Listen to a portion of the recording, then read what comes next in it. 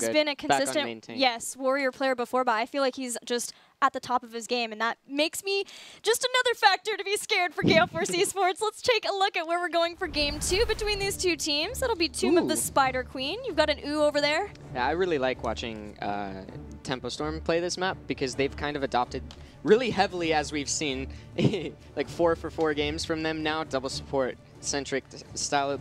And on this map, I feel like double support is strongest. Yeah, it is. I would argue, for me, it's I guess maybe not the strongest, but it's definitely the top 3. I don't know. It's hard to gauge on which one is the best, but it's just the pressure you can apply to the front walls, the value you get out of that, and how easy that translates to a win most cases, outside of, again, major mistakes. And the hyper carries you generally pair with the double support have pretty good wave clear overall and good rotational pressure. So I wouldn't imagine we see any change in strategy from Tempo Storm. I mean, why stop what's working?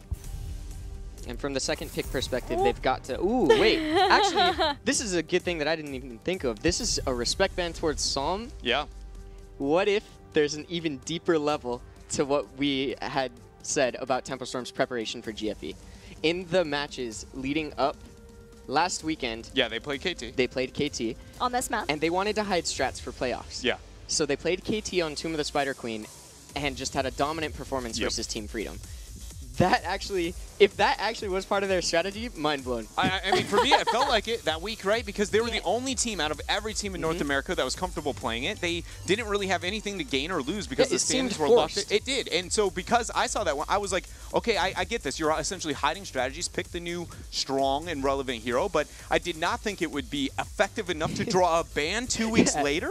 That's pretty crazy to me that, I mean, playoffs... From Tempo's perspective, the instant they lost first and second seed, the auto bid, everything that's been on their mind is exclusively this final match versus GFE in the playoffs. I mean, we heard that in the confidence in the interview yesterday, and the Braxis ban. They've been prepping specifically for GFE, and if the KT ban is any illustration, they've been prepping for over 2 weeks now. That's awesome.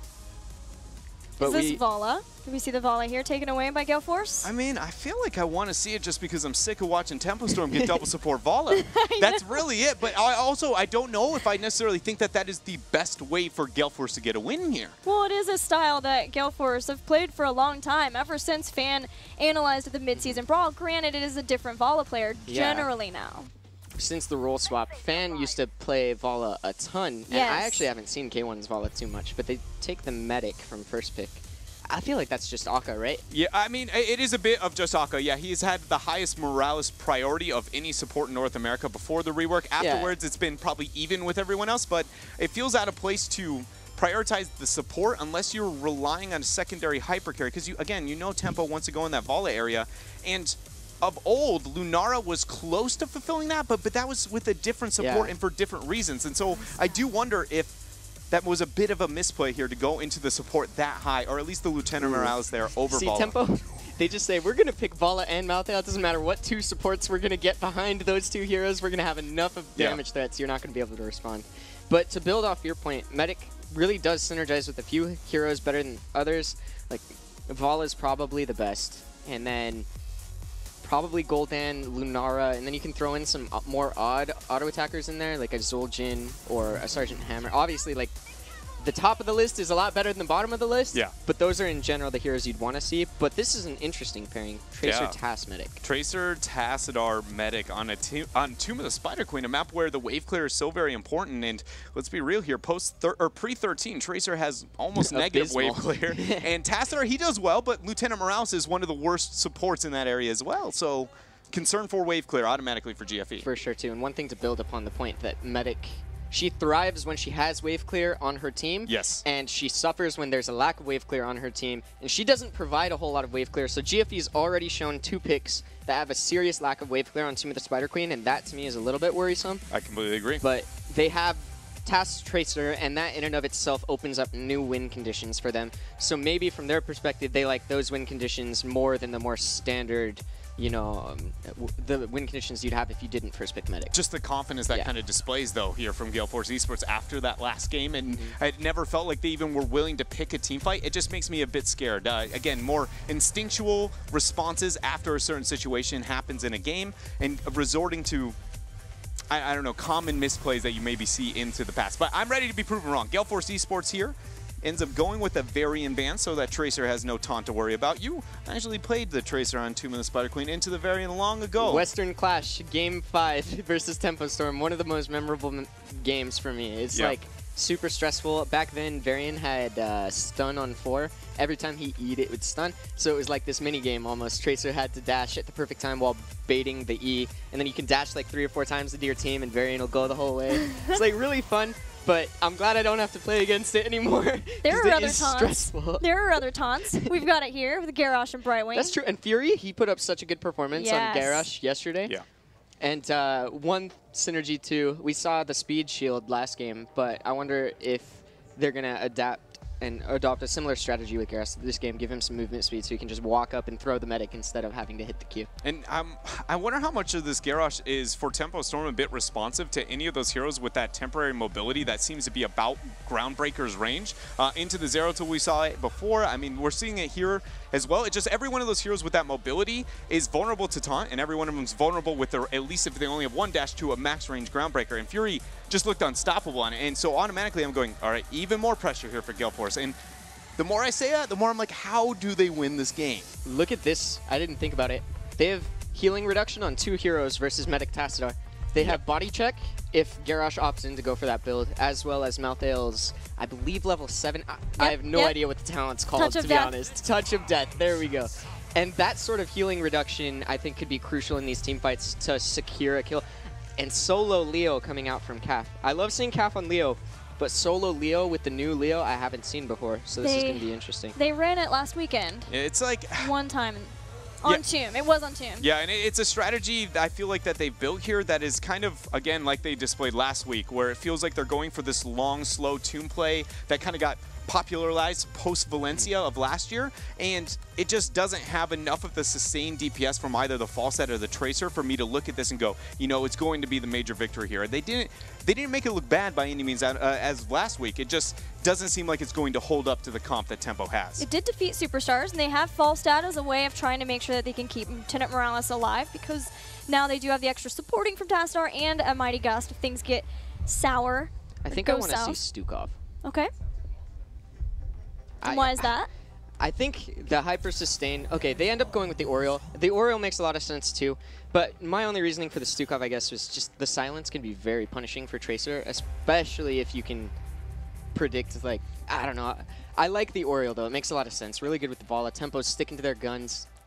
Double support Vala. One of the trade-offs with the Stukov situation is it is really damning to the Tracer if you end up hitting her, right? But it's equally as easy if you fail. Yeah. Because if you see the animation where you go in for the lurking arm, then immediately Tracer gets the dodge, and then it's legitimately like, would you like a free pulse bomb? Because you get one every time. So it is a bit of a skill matchup. I think they're just going with the safer route here for Tempo Storm. For sure. Accents the wave clear, and ultimately it still has kill potential within the 4, which is the biggest thing that you generally want out of those supports. Why Malfurions and Uthers of the like have stood out so much is if you have that crowd control, you suddenly are lethal within your 4. All right, so it's obvious now that you guys both seem to be more on the Tempo Storm side of this draft. What do you want to see Gale Force do to be able to get a victory? We'll start with you, Glau. Looking at their draft, they have a few win conditions available to them, but it's an odd draft for sure, to say the least. They have K1 on Falstad, I'd assume, as well as Caf on Leo. There's 2 of their signature heroes, but it all comes down to how well will Tast and Tracer play off each other, I think. All right, well, let's see how it works out. We're going into Game 2 with Tempo Storm currently leading the charge 1-0 in this best of 5. They're leading not only 1-0 here, but they're just looking good in that very first game. No kills were gained by Gale Force Esports, but they've got a Task Tracer. I don't think we're going to be able to say the same here about this one unless Tempo Storm just is that dominant. Yeah, it almost felt like last game Gale Force weren't expecting to fall as far behind as they did with the Abathur, maybe with a Mule Pick, thinking they would have some more time to catch back up, and then from there it just never stabilized. That is my consistent criticism with Abathurs on Sky within North America. It has always been, I feel like we give up too much to where he can hold his own at the level at which he does, and Tempo just didn't. They focused on those structures before they even got to the 10, even the 7 mark, and that is suddenly, Abathur is just, I mean, he's a problem more than he is a hero that you want onto your side, but there's no Abathur here, and again, it is a very different map on 2. Yeah, very different play style that Gale Force are drafting. It may just be the difference for them to be able to tie up the series, but it does come down to the pulse bombs. There's the first flip of probably many from Fury, forcing out a quick recall from Fan as he was trying to get in there and see if he could get the blow up. And blowing up a target is going to be the name of the game for Fan. Difficult with the double support the Tempo Storm have, especially once you get to heroic abilities, namely Crystal Aegis. And there's a flip on the cap. He has the Wraith walk out. A lot of damage output from Tempo Storm. They're showing how quickly they can get the kills if Fury catches anyone, especially that Tracer. But the biggest thing here is that Gale Force Esports is running a solo Leoric that's accenting the 4. He is not that solo. The fact that Falstad is matching into the Brightwing, this is a very clever and honestly necessary laning adjustment from Gale Force with this composition. Falstad will be more effective post 7 into that Brightwing situation. Brightwing doesn't have as easy of a time into a laning of a Falstad like she does the beefy wave clear warriors like a Dahaka who just doesn't have any kill potential. So this is a really clever play from Gale Force. Now we're seeing some of the fruition of Gale Force and how they have their setup in the 4-man, in that there's escape with just about any hero that ends up getting tossed to the members of Tempo Storm. K1 Pro is going to have barrel roll. You're seeing Wraithwalk be used, Dimensional Shift, Recall. As long as all of those are up, any of those are okay targets. It's Akaface that people have to be worried about. If he gets in the position, and if Brightwing can start providing that movement speed with Pixie Dust to Fury to get in a position for that, that'll be a whole different tale for Tempo Storm and their Garrosh throws. It will be a very different tale. And when looking at Gale Force and what they've been aiming for with this composition, it's the reason it does feel that slightly awkward with the lack of sustained DPS is that Task Tracer does thrive in levels 1 through 9, is solid up into the early game, and it doesn't fall off that hard into the later stages. It's just that Leoric, Tassadar, Morales slow tomb play doesn't necessarily play into the Tracer's, you know, she wants to go in, dash, dash, pulse bomb, we win the game, whereas Leo is comfortable even going a whole res cycle before they're willing to open up and reinitiate onto an objective. So this very delicate line Gale Force has to walk through all stages of this game on just how much they want to commit to the initiation all in one shot and how much do they want to try and play this. Look, we have this slow game on our side. What is nice is that as the pulse bomb goes down, does some damage to Sam. Michael Udall is going to get thrown in. Dimensional Shift. Follow-up Caterpillar is finding him as he comes back out, but with a Safeguard and Healing Beam, he will survive. What is nice for Gale Force Esports is that Cawthon is the one laning against K1 Pro, and for those early pulse bombs, you would love to be able to have Pixie Dust because of the spell armor it gives to try to negate it before she moves into a Quantum Spike and things change there. So having Brightwing in the bottom may mean that Gale Force are able to get those picks, but so far, we haven't seen one yet. Yeah, nobody's been paying too much attention down there. Another nice throw coming out from Fury, always making the members of Gale Force second guess themselves. Even the high mobility ones, again, that does seem like it's a bit of the thought process here behind the members of Tempo Storm and why they enjoy that Garrosh, but Fury does it better than almost everybody, it feels like. And you even saw it the first flip that he had onto Tracer. He was comfortable just kind of throwing out a blind drag. Can I get that pull? And almost even predicted the recall situation. He just homing missile for any squishy on the other side of the battlefield. He's got a quick trigger finger to make sure that if he does catch someone, they are thrown in very fast before a minion or something else gets in the way, always making sure that he's in that position for the quality throw that might give his team first blood. We're 4 minutes into this game now, and we haven't had a single kill. We've got a few gems turned in, a slight lead to Tempo Storm, but it's nothing to call home about. Yeah, and it does make a little sense, again, with the Gale Force there. If anybody gets the kills, it's going to be Fan on that Tracer. Tempo Storm on the other side is very satisfied if they can get a lot of pressure onto the front walls. K1 Pro ended going down to the turret shot. The pulse bomb on top from Fan netted a kill there as well. Gale Force winning on 2 fronts. Yeah, they opened up in a big way with those 2 kills, giving them slight advantage, but especially the double man advantage is giving some time for turn-ins. June will stall Michael Udall once with the Detainment Strike, but now that Fan's here, he'll have to be okay with Mike turning in those 6 gems. And normally when we see teams focus on early turn-ins, and if they don't have the best siege, you immediately go, guys, is this worth a turn-in right now? But because of that late-game slow play composition that Gale Force has, I think it is a much safer strategy for them to just be even for the levels 1 through 13 and then just kind of stop the bleeding from 13-20 and then really wreak the havoc post-20. If they fall behind, though, in levels 1 through 9, and then more importantly, pre-13, I don't think that that strategy is going to be nearly as reliable. Conveniently, games 1 and 2 have both been slow post-13 strategies here for Gale Force. Just last time, Tempo didn't even let it matter. Yeah, it's been a more methodical series, but it makes sense that it would do so. It is the last series, the last chance for both of these teams to make it to HGC Finals at BlizzCon, and it's kind of strange that it's Tempo and Gale Force in this position, but that's what we've got, and it has amounted to a fantastic series so far. Fantastic play here. Both teams trying to get that turn-in down below on bottom. Leo and Falstad doing their best to get the zone out. Fury, he's just going to drop the groundbreaker. His sole purpose here is just to get the interrupts. The wave clear and control that Gale Force has been able to display into, again, what we considered a pretty dominant laning over Tempo Storm shows really great chances for Gale Force into this game.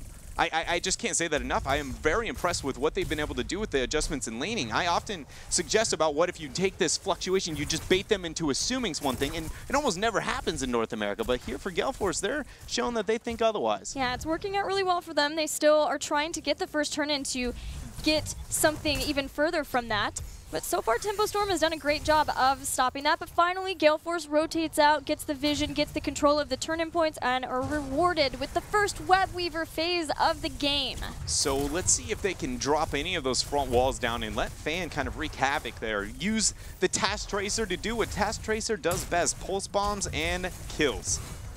They're going to start with the focus here up onto mid, flip onto Fan. No attempt afterwards here from Fury. King Caffeine coming down, though. Tries to get a slow. Nade. Not enough to bump him into a bad spot. Yeah, especially Fury. Still being at half health, having that armor, and June behind him. He'll be A-okay. It's Falstad versus Brightwing still in the bottom lane. We've got Tass and Malthael on the top. Here in the mid, it's the 3-lane versus the 3-man. When Entomb's been used, Heroics here catches Fury. June and Som are safe. Fury will just throw back King Caffeine, but now the pulse bomb comes in. Quantum Spike still not quite enough to end Fury's life. 3 heroics, and it felt like 45 minutes on the other side of the wall, and Fury still stands there with his armor. An absolute terror, and that shows the concern towards this all-in play style, but then also this slow that the other heroes on the composition kind of play into. I honestly don't know how Gale Force should be approaching this, but they have to find a way. Oh, wow. That was so well done, catching and then taunting her out of the recall, too. Now King Caffeine is almost dead.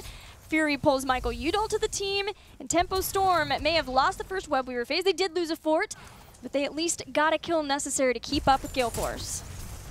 We still see June hold on to his heroic on Ariel. This is the second time we've seen this out of him. Yesterday I had an argument for it. Oh, we do have the medevac too from Gale Force. I didn't even know that, but I had an argument for it yesterday. I don't today, Gilly. If this goes into the Resurrect here, we already see that Koth and Lux adjusted. He's not going Emerald Wind instead to the Blink heal. Maybe it's if you take Resurrect, you just eat the Pulse Bomb, it kills Vala, and then she comes back. Could be the case. That's how Easter used it. Essentially just saying the only win condition is the immediate kill on Vala, so we'll just try and make sure that she keeps herself alive. If they somehow get the Miracle Tracer play, I'll just bring it back up. Yeah, but what if June is the person that is the Pulse Bomb focus? Gilly, you're asking the good questions here. You really are. Top Web Weaver sieging up. Gale Force, what do they want to do? Do they try and move upwards? Calf tries, but Fury says, nah, not today. The clear on here. Oh, even an Entomb going to be dropped. Do we see that it's going to be Aegis still for June? Forcing the heroic pick there after dropping that Entomb. Fury's into the phrase are so amazing. Just like, you don't even get the option of being able to attack my Ariel. She's going to be firmly behind this Entomb. You got to fight me if you're going to go through, and he's playing that protector role, the guardian of Warrior, so admirably in this series, and this weekend. The siege continues for Tempo Storm as they are working on bringing down this top fort. It should be noted, oh, wait a minute. K1 Pro with the flight and that Gus Psalm is going to be the focus for the members of Gale Force Esports. Calf is going to get taunted. Wraith walking through. Pulse Bomb drops. Fury gets a blink heal, and he's going to be fine. Tormented Soul's coming out from Kato. The teleport into the fray. And again, fireworks on both sides, but no one goes down. Double support versus double support. There you go. Tempo Storm hoping that they could have gotten the kill to catch them up to 13, but Gale Force willing to fight before that 13 even. Still not getting anything yet. There is another toss. That containment strike was immediate, and it's almost enough to get him that kill. June, that was amazing. I am absolutely astounded. The fact that they didn't get that kill. Okay, so Gale Force, they do not lose any of those gems. Do not risk that risky situation. They've got themselves this 13. We could expect that they're going to try and force this turn, and will Tempo give it? Still no 13 for them. Yeah, that will be able to give a lot. Guessing that along with the blink here, heal, we're going to see shield dust to give some of the physical armor. Generally, we've seen more of ice block for Brightwing, but in this case, because they're against that Tracer and Falstad composition, it makes a lot of sense to see that. Containment Strike didn't connect there for June, so that's a Web Weaver phase now here for Gale Force Esports. Yep. Second one of the game for them. Still ice block, but 13's here for Tempo, with blue Web Weavers descending. Blue Web Weavers down. Oh man, oh wait a minute here. Fan gets flipped, drops that recall. He's okay. Things are going to be just fine. Always nice to have that Lieutenant Morales to keep your effective HP, or just keep your HP so very high. We kind of once in a while talk about heroes that how much HP you need to feel effective. Tracer is one of those that always wants to be at that high threshold before she feels like she can do anything, and conveniently, Medic is one of the best at that. But Taunt goes down onto Fan, Polymorph immediately after. The healing beam from Akaface seems to be enough for now. K1 Pro questioning, does he fly, does he gust? That Force Wall just part of the season. Cattle's ready to go, drops Tormented Souls, has Touch of Death, but still nobody falls from Gale Force. These Force Walls have been great. Gust, everyone else allowing him to try to focus on Cattle, but with an N2 of the fray, Tempo Storm saves off. Really good job there from K1 Pro going into that fog section and kind of questioning, will Cattle overextend too much, gust out both of those supports and be able to lock down the kill? Because as we've seen, this double support versus double support, not too many kills are in fact actually happening into the fights. But with the top Web Weavers still standing, Gale Force look like they're going to venture up to this top keep. If they end up taking out the keep front wall, it's not enough for 16, but it's close enough to where they can maybe back out, even bully out a boss. Dread, do you think it's been a problem so far that with the constant pressure and focus on Fan with these Garrosh combos, he always has to use recall defensively, so he can't feel as comfortable to dive deep into the backline, get the pulse bomb, and try to get that kill from that, and then parting gift on the way out? I mean, it does feel like that is a bit of it. Just right now, Fan is in a situation where he can't apply the pressure to the right targets, I feel like. Just between them all. Like, Brightwing is no longer an option. Most of the time, if you're moving into the get on top of the Ariel, that means Brightwing's polymorphing. She's a threat. You're afraid of the taunt. You're afraid of almost every single person but the Vala. Talking about Vala, though, big Entomb here up in mid. Yeah, the phase shift's going to come in, giving that extra shielding. Now King Caffeine, Wraith walking away. Even Dimensional Shift's been used. There's that recall, but recall right into the grasp of Tempo Storm. The shield! They keep him alive! The beam, he is good to go. Fan and friends trying to get the retreat. Nice Hungering Arrow used by Psalm is enough to get the kill. Gems picked up by Gale Force Esports as they are still rounding the 16 talent here, but this means Tempo Storm, they can back out and get this Web Weaver phase. It should be noted, though, if they kick this off, that they're going to not be able to pick the fights they want because of the 16 of Gale Force, and this is where Gale Force should be looking to really force. Yeah, Tempo Storm can try to push the waves as best they can. They send Vala top, Brightwing bottom, they push with the rest in the mid, but because of that 16, Tempo Storm are basically using a lot of Gems 55 just to say we need to hold on. We need to stave off more aggression from Gale Force Esports because Gale Force are winning structurally. And although Tempo would love to be able to take out all of these forts in this one swoop and then climb massively ahead in experience, because of the 16, they have to play this slowly. Tempo moves up on mid. They've only got 3 members of Gale Force here, so they feel comfortable taking the man advantage for now. Brightwing not going to force that teleport. This turret's enough to get the 16. So now Tempo's comfortable to take the fight. They still have mid and bottom Web Weaver. After this, they expect the cycle to bottom, but now Psalm is in a bad spot. The Entomb and the Force Wall is going to be used, but Fan, the Detainment Strike hits him and it kills. I don't know if I've ever seen a whip kill like that with June taking him out. Now Fury finds an Akaface, and she will go down. No support, no primary support, no Tracer for Gale Force Esports. Tempo Storm were behind, but patiently waiting until they got to 16. Cattle even going into the fray, gets his Reaper's Mark on K1 Pro, and now he's ready to battle too. He's got the teleport, and there's 19 gems left. That was awesome. Tempo Storm is absolutely wreaking havoc right now. Once that bottom Web Weaver is dealt with, they may end up backing out and taking that the boss immediately here up on the top lane. I don't see any reason Gale Force Esports should not be able to stop it. They're 28 seconds away from their Falstad. But we need that Web Weaver to die. There we go.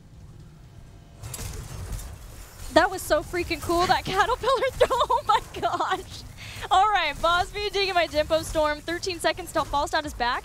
And not even anybody amassing from Gale Force up here. So they're just going to clear out the boss without losing much structurally if they can possibly. But it's up to Tempo Storm how much they push along with this. They also have Web Weavers they could send along with this boss. They're trying to get the turn-in and the boss at the exact same time here. Looks like they're comfortable not getting that stacked immediately one on top of another, but it's still going to be a very close succession here up on top. Should it be, I mean, it's a minimum of a keep. It's just how much beyond that. Tempo Storm, once this Web Weaver phase is dealt with up on top, or if the keep dies, we can see their thought process. They're either going to step up to the core, buy time for mid, and then end up moving into the core, kill here or there, or expect a cycling, dancing around, and getting a minimum double keep play, I feel. Right wing comes in. There's a first pull. Does hit Fan, but he doesn't have to use recall to get back out of it. Boss at half health as it moves on to the well. Web Weaver's still behind this, but starting to get into the lanes. Top keep now falling down to 50%. Fury unable to find Fan there. Force wall just barely out of reach. Now the Web Weaver here looking to have some fun. Tempo Storm will take this top keep, but just can Gale force beyond it. Poke onto Fan once more. Wraith Walk from King Caffeine.